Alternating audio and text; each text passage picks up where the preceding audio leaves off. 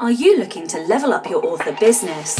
Are you pounding your head against a wall, wondering what your next step should be? Then join me, Daniel Wilcox. And me, Sacha Black, as we haul ass each week in a bid to level up. Level up!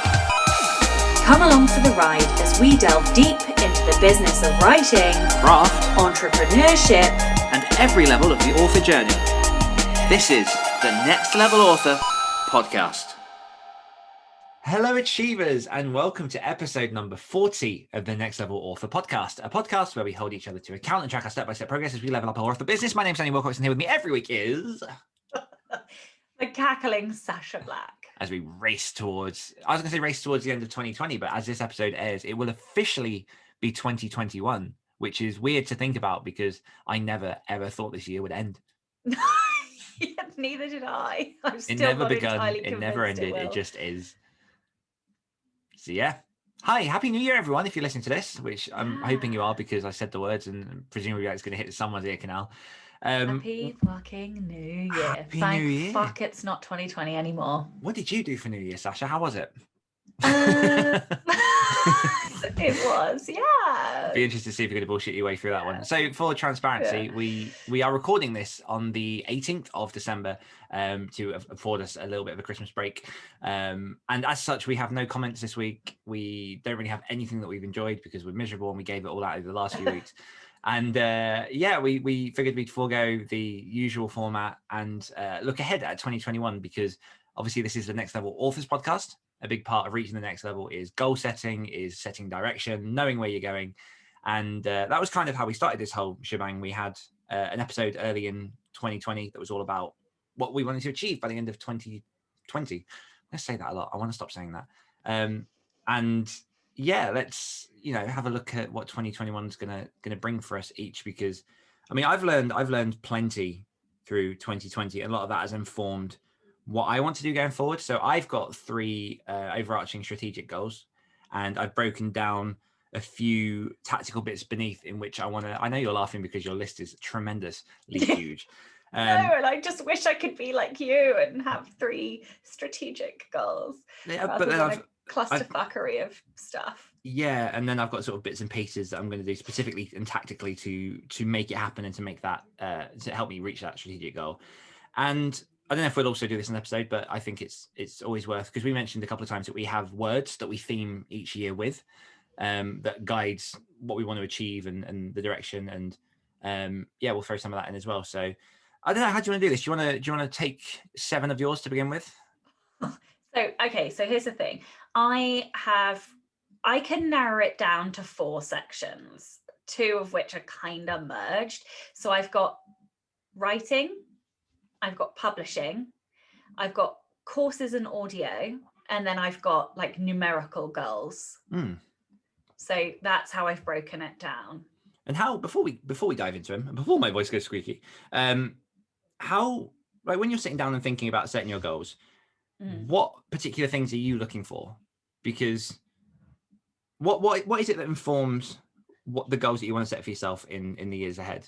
Because sometimes it's hard for people to think of what goals, because 365 days is a long span of time. And depending on where you are in your journey, it can be quite hard to think of what's going to come up next.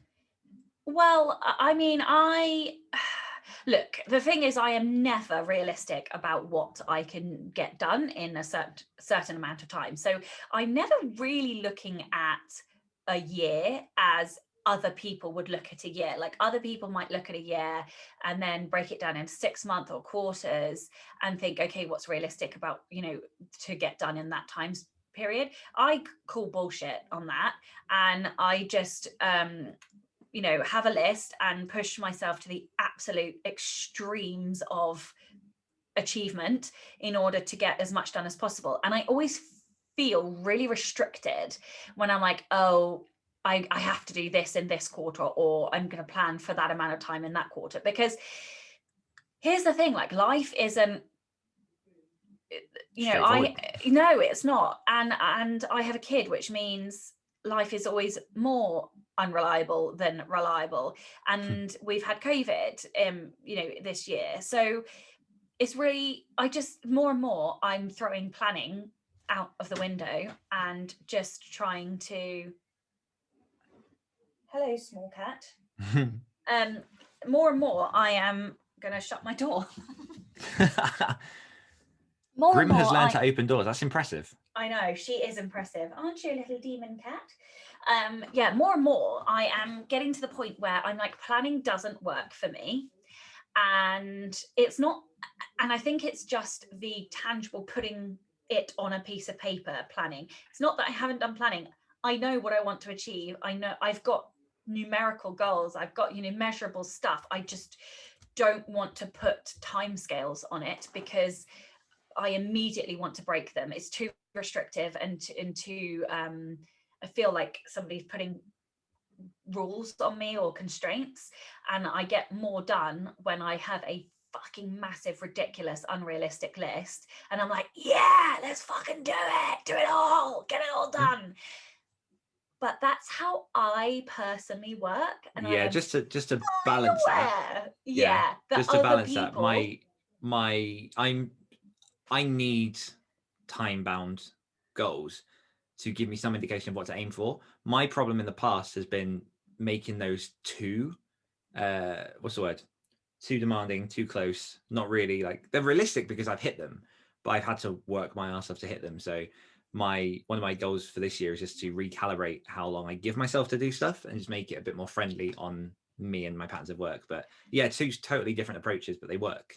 Yeah, like, and this is the thing, like, you're saying about more realistic, but I never know how long something's going to complete, and I mean that in the best possible way. Like, I know in productivity books people are like, oh, you need to work out how long something's going to take. No, not for me, because I would never ever have said that I could edit the whole of Trey in 4 days. Like, not ever in a million years would I have thought. Exactly, and that's my point. Like, I probably would have allowed 3 months to do that, and I did it in 4 days. So like, and everything is like this. I never would have assumed it would have taken me two years to get Trey done, the first draft. 2 years and then 4 days to edit it. What? Like, you can't, and none of my books ever take a consistent amount of time, and I've accepted that, and I'm working with it. And I think that it's something to do with the competition in me, in that if I have to try and do it as fast as I can, as best as I can, and sometimes that means it gets written in 2 halves. That's my nonfiction typically, and sometimes that will take 4 weeks, sometimes it will take 3 months, and other times it will take 2 years to write Trey, and it will take 2 weeks to write Sirens. So yeah, it's Parkinson's law. The amount of time it takes to complete a task is dictated by how much time you give that task to be completed. So like you say, yes, and I always try to say the smallest amount of time possible. Yeah. Whereas I know what my smallest amount of time possible is, and I need to give myself flexibility. Yeah. Whereas I'm like, let's make it a challenge. Let's see if I can do it even faster. Anyway. Cool. So you have your 4 umbrella topics. Yep. Hit me with one. Okay, yeah, so I would like to write 7 books next year.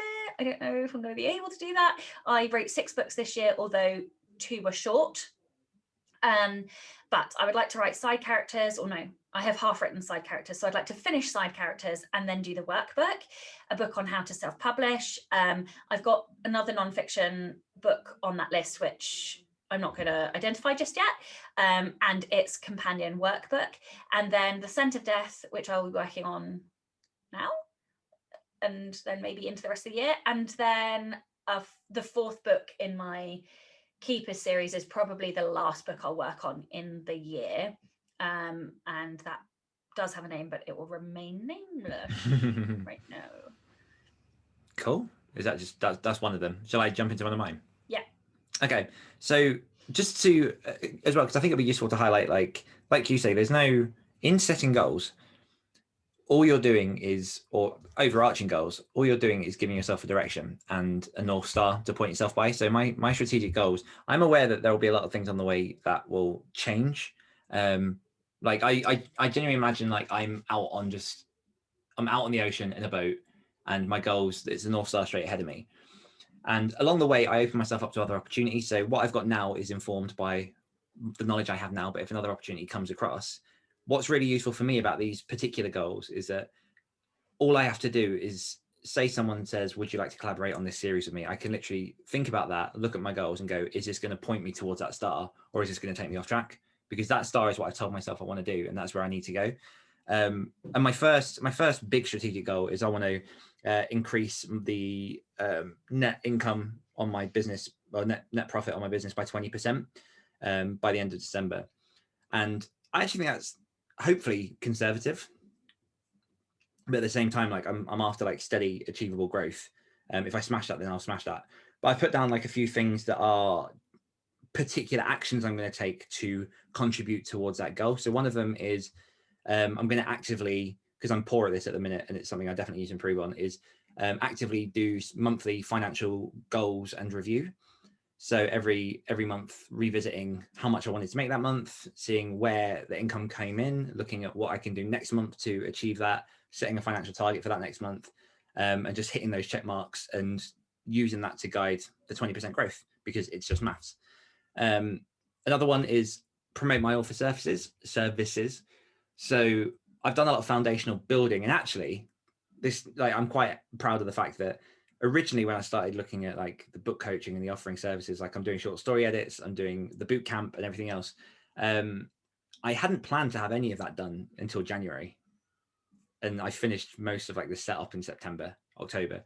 So I'm well ahead on actually doing that. But what I'm not doing right now is promoting it and starting to get it out to people who might be interested in taking up on those offers and building that network, that drive. So that's one thing that obviously in doing that then brings in more income, and that contributes towards the 20% growth.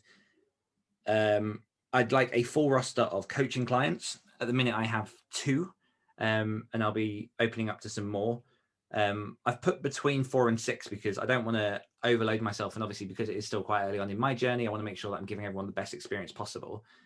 But just increasing that and getting to a point where I know what my boundaries are with coaching clients will be very, very useful for income and future setting, and just understanding where, like I say, where that barrier is between taking on too many clients and offering like the quality service that I want to offer. Because the whole thing about book coaching is it's very bespoke, it's very one-on-one, and like you do have to give you everything to your clients. So it's not light work. My productivity book will come out next year, which adds to all of those things. Helps me establish more of a name within nonfiction. Hopefully we'll bring in some extra sales, and just will help cement my own learning on productivity that I've had over the last 5-6 years. And then affiliate marketing I've put in there as well. I've got no foundational bedding at the minute for affiliate marketing, and that's something that I'm very cognizant of wanting to grow and increase and lay down, so I can start bringing in some of that passive income just while I'm doing the other stuff. So that's uno. That's a lot of weird things to have together. You said, like, in terms of the categorization, you've got writing and income and like systems all in one. How have you classified that? Because they all markedly contribute to the increasing my profits by 20%. Okay. They're all things that are going to bring in revenue. They're all stuff that work in cohesion to make sure that I hit that goal. I can't, that's like exploding my brain, because that my brain does not think like that. I think in terms of products, type of work, type of work. So I separated it by writing, which is a type of work, and then publishing, which is another type of work, and then courses and audio, which are like 2 other different types of work. So, like, I can't, my brain hurts. I'm hoping people are going to take from this episode the different approaches that there are. Yeah, because, and there are no rules. No. Like my background in all this comes from setting sort of marketing strategic plans and things for my old organization, and looking at it was just the way that I taught. It was just a classical way through the corporate world of you finding your main goals and just finding all the little different niches and things that pull together to make that happen. So it's not necessarily going to be like, for me, increase profits by 20% doesn't mean which books am I going to publish to contribute to that. It's like, what parts of all of your business can you rein in to help combine to make that happen? And they can double up as well, because one of them's less of a SMART goal, and I won't go massively into it yet, but one of them's like optimize current assets and promote my backlist, which also contributes to that 20%, but it's a much more proactive operational thing for me to do that will just help everything else as well. Okay. Okay, so publish then. So I have, Big breath. yeah, it is a big breath. So I said I want to write 7 books, but I want to publish 15 things. And obviously that doesn't mean I haven't got stored up 7 things. I'm just classing all of the publishing tasks. So there's publishing Tray, there's publishing Sirens, there's publishing side characters and the workbook. So that's 4. Publishing the How to Self-Publish book. Then the 2 other non-fiction books, so the textbook and workbook. I've got a Keepers box set, publishing The Scent of Death, side characters box set, the non-fiction that I haven't named box set, a hardback for Keepers, which will be published on the 27th of January, and then all 3, which will then be 4 at that point, of my non-fiction books have digital box sets, but I do not have paperback box sets. So that would make it 16. So I would like to publish paperback box set. So those last 4 are not difficult tasks. They do not take a long time, but I do need to source paperback covers that aren't going to cost me an arm and a leg.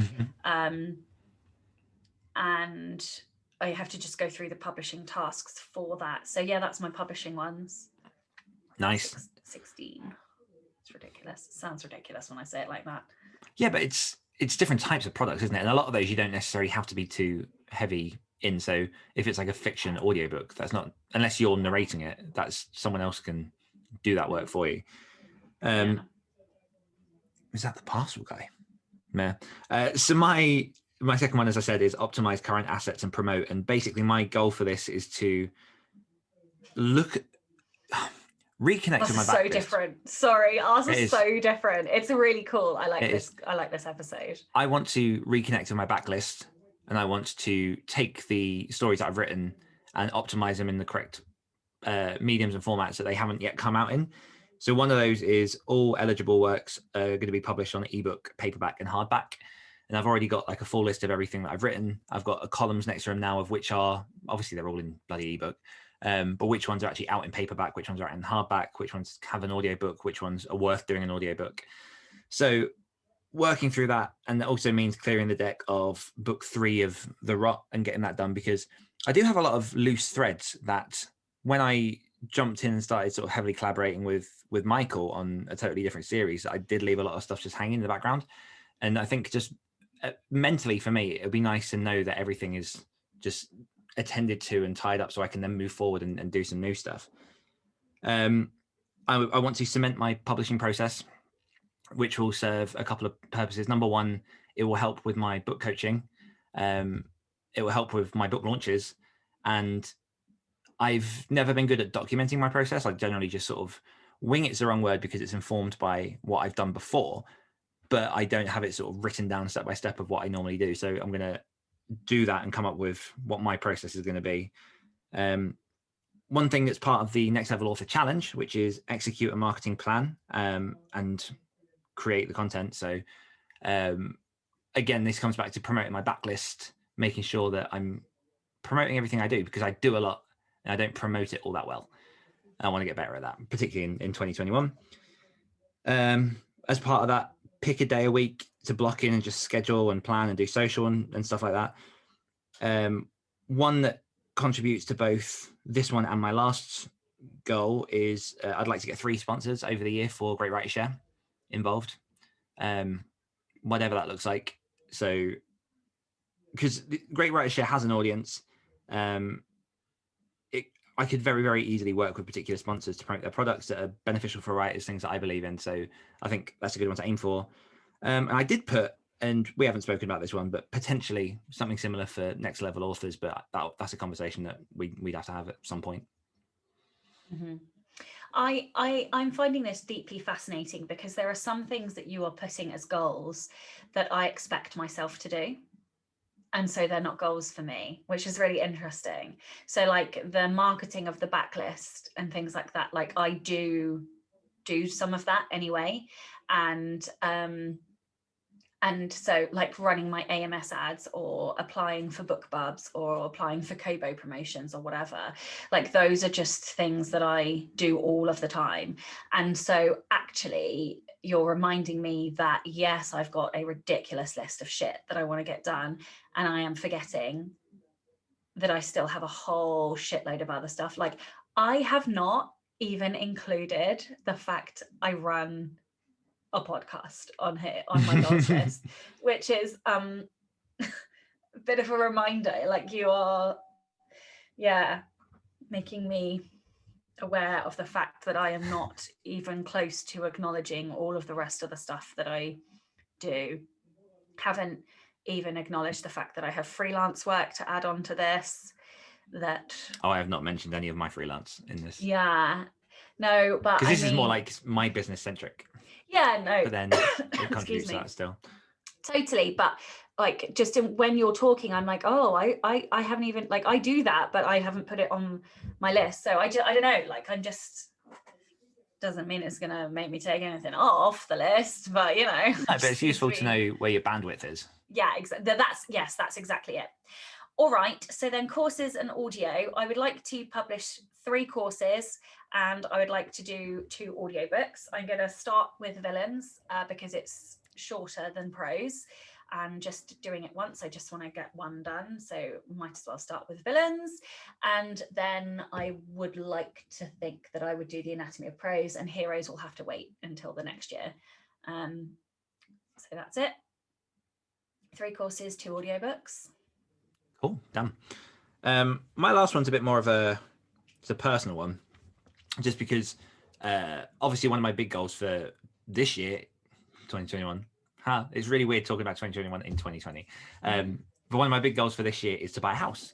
So I've put literally the title of this one is just get my house in order, and that has several meanings. Number 1, buy a house. Number 2, I want to get a lot better at looking ahead, planning my weeks, my months, and my quarters, and using this stuff as a foundation to then inform each thing and kind of keep. Because I think that's one problem I've always suffered from, is that I set a lot of this stuff and then 2-3 months down the line, I get so wrapped up in the minutiae of just day-to-day life that you then forget to pull back. And that's why the strategy days that we've had have been quite good, just to kind of remind us. But at the same time, the last few strategy days we've been like wedged between very busy periods. So I think even we haven't had the chance properly in that to decompress, to think widely and look we should do a 5-year one. What, where we just plan for 5 years? No, like we do the short term, medium term, and then like long term, like 1 year, 5 year, 10 year. Mm-hmm. Absolutely. So yeah, I want to get better at that. I've put no evening work, which I touched upon in one of the previous episodes, and it's not going to be a flat, I'm never going to work in an evening. I accept that. But what that does mean is that any chance to avoid it, where I can move things elsewhere because this is my business and my time, I will. And I just think infinitely that will improve a lot of stuff. It just will. Days off, that'll be a thing. Wow. Yeah, days off. I'd like to get more routine with meditation and exercise, and really factor that in. And I've put bonus, get a dog. I want that fucking dog, please. Aww. Like, I'm on Huskies at the minute. I've moved from what I was on, but because of the pandemic, everything's gone up in price. So the dog I was originally looking at was like 800 to $1,000, and now it's $4,000. Fuck. And Huskies were around 500, and at the minute they're going for about $2,000. So yeah, I'm waiting a little bit I'm hoping that by the time I get a house, everything's sort of pulled down a little bit. But yeah, so that's my personal stuff. I've not really put personal stuff on here.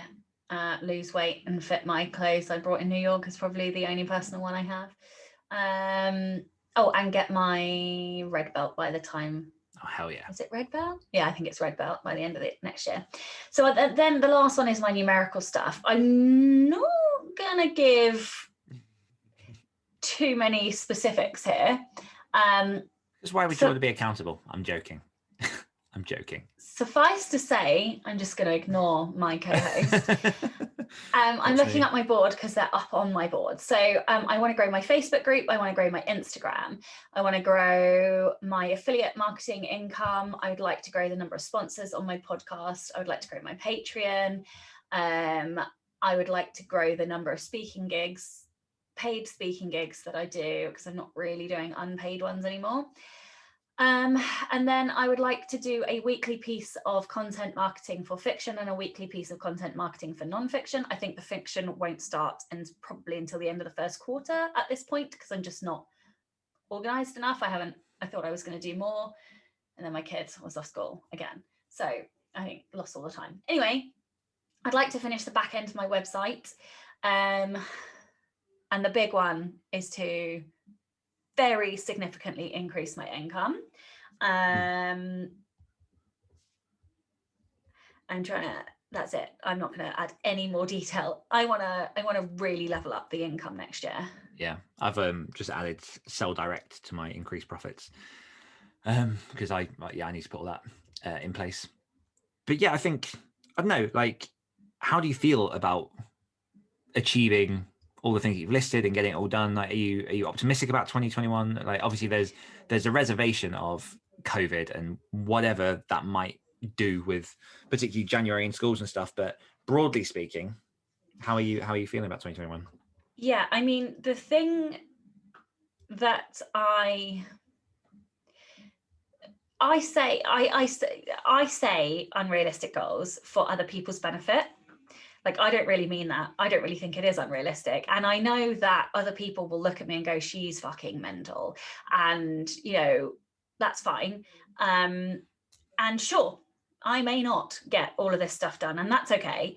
But I swan around with a sheer, unrelenting, like, optimistic outlook for what I can achieve. And I think that is why one of the key reasons I'm able to achieve so much, because I'm like, well, this is my goal list and therefore I'll get it all done. And sure, I'll probably only get 70% of it done, but I'll still be really fucking happy with that. I don't know. Yeah, I just tell myself constantly that I will get everything done that I want to get done. And so I just don't even allow in, like, you saying, oh, like, how realistic do you feel it is or whatever. I'm like, well, obviously I'm going to get it all done, because I'm just incapable of thinking that I can't. And even though, like, you look back at all of the other years and I've never achieved all my goals in a year, but I don't care. I will still, I am adamant. I remain adamant that I can get shitloads of stuff done next year and create fuckloads of books and courses and whatever. So yeah, like, I'm pumped. I love a new year. I love a fresh start.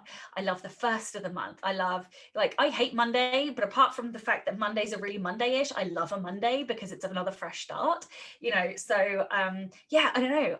I am pumped for 2021 because, like, there is no fucking way I'm going to let another catastrophe like 2020 happen. So I'm super excited for next year.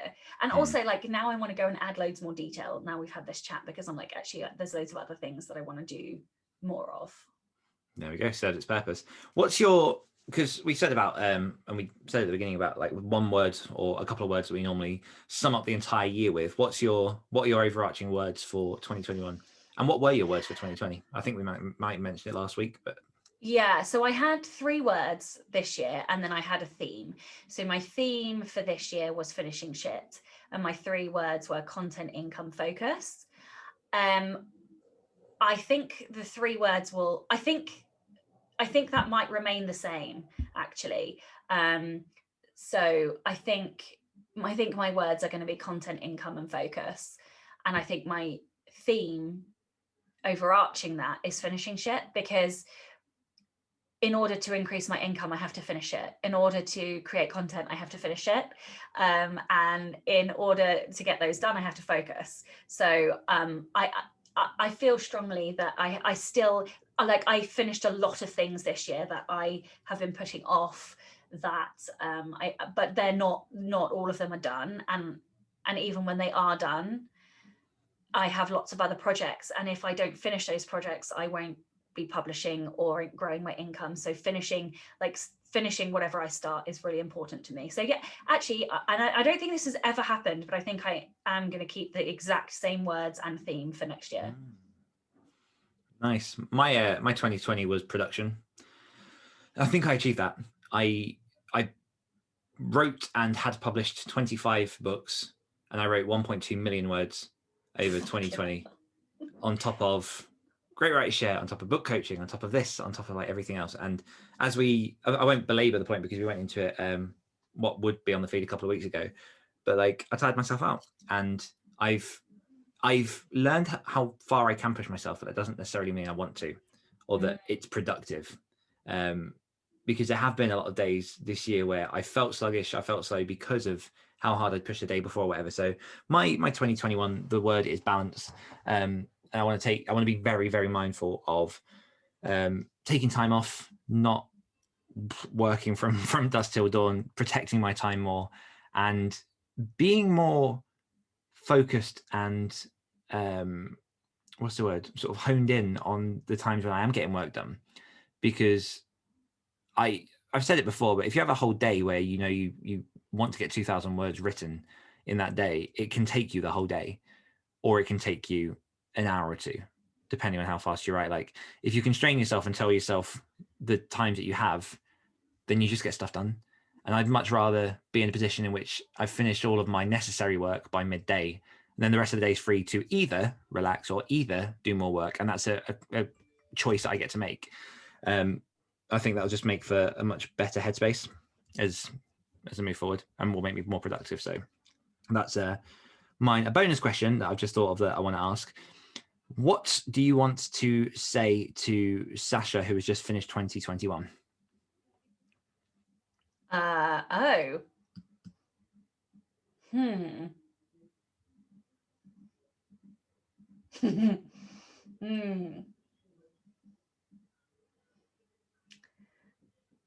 Oh, can I say that out loud? I want to say, oh my God, this is such an epic question.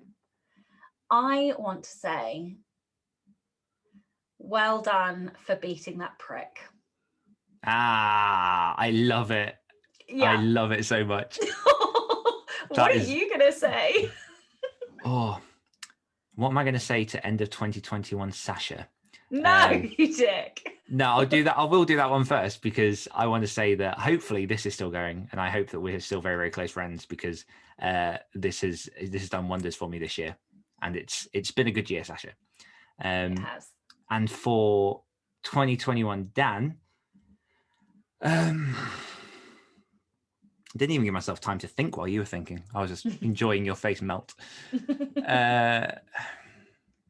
Should I give any context? I don't think I should. Should I just leave it there? I think you might have mentioned it on the show before, so if people can work it out. Yeah, okay. But it's powerful. I like it very much.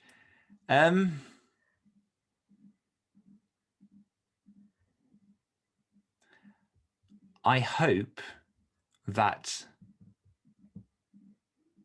this year has energized you in a way that you haven't been energized in a while. Aww.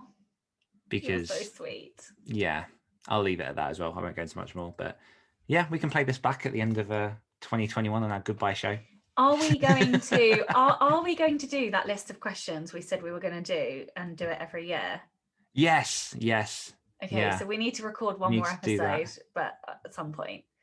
Maybe we do it for the start of January.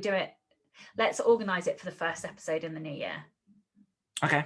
Yeah, because then we don't have to worry about it over Christmas. We might need to chat about it after. That's fine. Yeah. But yeah. Cool. Yeah, so for everyone who's obviously supported us through 2020, thank you so much for listening to the show, for becoming patrons, for getting involved, all the comments. It's been awesome. 2021 is here. Let's freaking smash it. For people who are hopefully still progressing with their next level authors level up challenge, you have a few more weeks until we draw the winners and pat people on the backs. So ride that wave of momentum of January and New Year and make sure you get it done. And yeah, thanks for joining us, and we'll see you next week. And here's to another year, buddy. Here's to another year. Bye. Hungry for more? If you enjoyed this podcast, you can hear more of my angelic accent and Dan's dulcet tones on our other podcasts. For more of me, check out the Great Writer Share podcast. For more of me, listen to the Rebel Author podcast. We'll be back next week holding each other to account as Dan and Sacha become Next level authors. What are your plans when you're 50? Debauchery, drunken antics, riots, rebellions, and, of course, revolutions. Revolution! And maybe I'm some on purple hair.